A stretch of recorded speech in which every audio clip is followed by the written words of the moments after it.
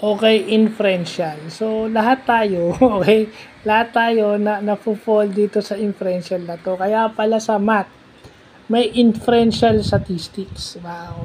Itong inferential statistics na to denotes na yun yung statistics based dun sa information na nag-gather mo o dun sa ebidensyang meron ka.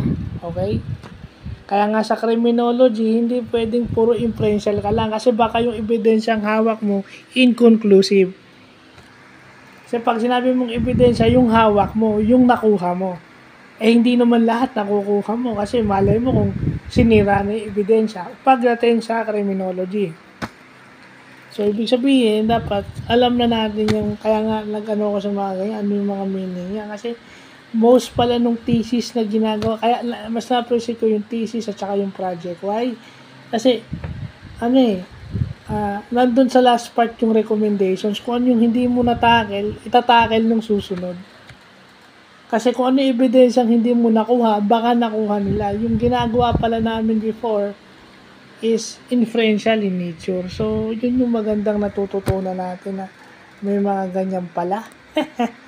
So, hindi, actually, at least lumalawak yung vocabulary natin. And, kaya nga, di ba? Abductive reasoning, parating yun. Inferencing yung ginagamit. Observe, kaya nga, lagi sinasabi, based sa nakikita mo, based sa nadinig mo, doon sa sinabi, yung direct evidence mo, yung real evidence mo, ganun din. So, isang kulang. Kaya dapat, if you wanna know really something, you have to, if you wanna improve and grow, kung gusto mong gumaling, go deeper. Yeah? Kung gusto mo maging magaling sa isang bagay, go deeper. Alamin mo lahat. Gusto mong magaling sa trabaho mo, go deeper. Huwag kang basta makampanting magaling ka na. Hindi yung sasabihin mo na, darating tayo dyan. Eh, paano kung ang panahon mabilis lang? By the time na hindi mo ginagawa, malay mo, maano ka, di ba? So, dapat alam natin yung word na ganyan. Kasi, once you know the meaning of inferential, baka hindi kumpleto.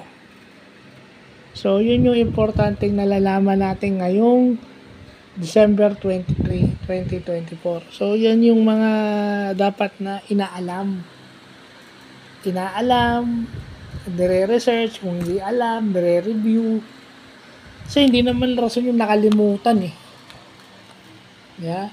Hindi, kung talagang may passion ka sa isang bagay at alam mong posibleng makalimutan yan, pag-aaralan mo yan.